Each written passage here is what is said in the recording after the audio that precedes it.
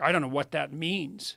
You know, I've talked to people like Robin Carhart-Harris, who studies the neurology of psychedelic experience, and he said that what it does is produce something akin to a hyper stress experience. So imagine you're extremely stressed, like your life's in danger. And so you have to open yourself up to the possibility of radically new ideas. Well, a psychedelic substance puts you in that state of mind. And so that can be hellish, because you can collapse into like a catastrophic fight or flight defensive response, and magnified by the hallucinogen, then you're just in hell. But that isn't the only necessary outcome. And so the psychedelic experience definitely mimics something like radical learning. And it also seems to reduce the effect of memory on perception. Because most of what you see in the world is memory. It's just that's why, you know, when you look at a word, printed word, you read the word. You can't not read the word. And that's because you see in the memory. You're not seeing, like when I look at the sign behind you, I'm not lost in the yellow and the details. I see the Joe Rogan experience, right? It's part and parcel of the perception. It's all memory. What a psychedelic does in part is remove the inhibition of memory from perception. And that re-immerses you in the complex world and shows you how remarkable and beyond comprehension everything really is. That's real. But then one day he's out in the wilderness by the holy mountain. I think it's Horeb in that story, but the holy mountain is always the place where heaven and earth touch. And so there are all sorts of transformation stories that occur in the biblical accounts at Mount Horeb or at Mount Sinai, where God and earth meet. And he's out near the holy mountain, and something attracts his attention. And he goes off the beaten path to investigate. Okay, so that's the first thing, that's the first bit of wisdom to derive from the story. You'll have your role. And you should have your role as a socialized adult, right? And so you're kind of a type that way. You're maybe even a cookie cutter type, but you've adopted this mature social role. It doesn't make you a full individual, but it's better than being immature and staying in your father's tent, for example, which is what Abraham does until he's very old. So something attracts Moses' attention, and he goes off to investigate. Okay, so... And then he sees that it's a burning bush. And so what's a burning bush? Well, it's the tree of life, and life is often represented as a branching tree. And it's on fire because it's compelling, because fire is compelling, and fire is alive. We've talked about this before, but what do you think about those scholars in Israel that believe that the burning bush was some sort of a psychedelic experience? Oh, well, I think we have no idea how psychedelic experience shaped religious presumption. Have you read Brian Murarescu's work? Absolutely. Yeah. I interviewed him. Oh, yeah. Amazing. I mean, look, we know that the shamanic tradition, which is, God only knows how many tens of thousands of years old. You know, might be, is it millions of years old? Maybe. You know, human beings have been using fire for 2 million years. It could be really, really old.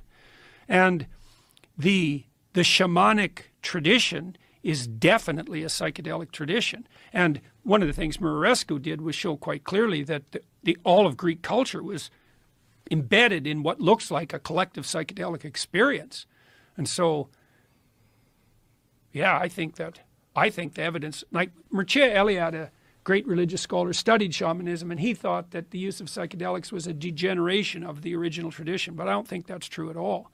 I think that the psychedelic tradition is part and parcel of the universal religious heritage of mankind. And like, I don't know what that means. You know, I've talked to people like Robin Carhart-Harris, who studies the neurology of psychedelic experience. And he said that what it does is produce something akin to a hyper stress experience. So imagine you're extremely stressed, like your life's in danger. And so you have to open yourself up to the possibility of radically new ideas.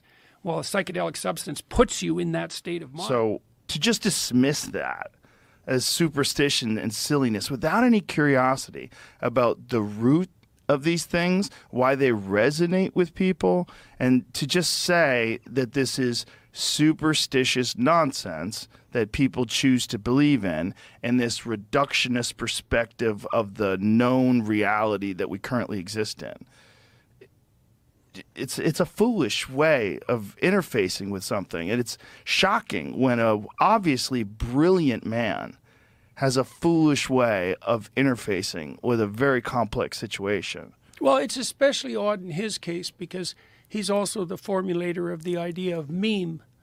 And like a religious story is a meme that's been selected by time and crowd. That's a good way of thinking about it. It strikes to the heart of the matter in ways that are sophisticated beyond conscious understanding. Dimethyltryptamine, if I remember correctly, is the active ingredient in ayahuasca, and you produce it in your brain, and it's in plants. It's like a very common chemical, but DMT is a weird hallucinogen because it has an extraordinarily short mechanism of action. It's like, and people who take it report that they're blasted out of their body, like out of a cannon, and then they go out somewhere and encounter beings of various sorts, and then 10 minutes later they're back. And virtually everyone reports that, which is really strange.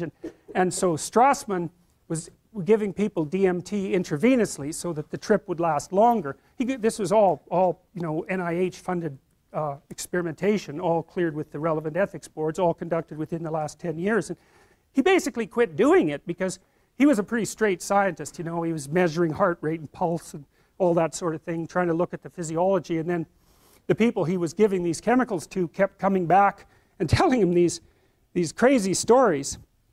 And well, it was too much for him, you know, and no wonder, you know, because they all said the critical issue with regards to the shamanic transformation is that people go through these terrible experiences, often drug-induced, by the way, with regards to the shaman. They usually use psychedelic chemicals of one form or another, often mushrooms, but they've come up with some very strange concoctions like ayahuasca down in the Amazon. And ayahuasca is an amazing substance. It's made out of the bark of one thing and another plant whose name I don't remember, that hardly even grow in the same place and that have to be cooked together in a special way.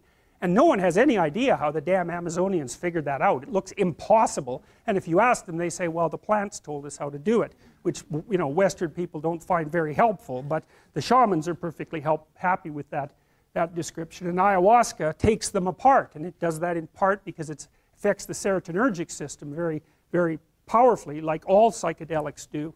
And it transports them to another world. And that's how they interpret it. And what we know about psychedelics, you could put in a thimble and then throw the thimble away. We know nothing about psychedelics. They do with Tourette's syndrome. They do with Tourette's. They do with obsessive compulsive disorder. Exactly. And you can think about the relationship between these motivational states like rage or anxiety, let's say, that are transpersonal in that everyone experiences them. We know that with the psychedelic experience, that set is very important, and that if someone is in a negative emotional state or situation that elicits fear and, let's say, rage, and then they embark upon a psychedelic experience, that particular state can be magnified beyond belief. And so that's a good way to have a hellish experience. And so, you know, we do have to remember, and I know, of course, you do, that the psychedelic experiences that we're talking about are ritualized so that an absolutely dreadful outcome is less probable. But you might say if it was just done randomly, it could easily be the magnification of a state of terror or a state of rage as the magnification as a state of enlightenment or bliss. Right. So this is the importance of the ritual context. This is exactly that. What these traditions have grown around is the idea that there needs to be an appropriate set and setting. There needs to be an appropriate set, the most important variable, certainly. There is an interesting book here that's very illustrative of this. He remembered all his visions in perfect detail, painted these visions, and Eduardo and he collaborated on a book called Ayahuasca Visions, the religious iconography of a Peruvian shaman. It's still in print.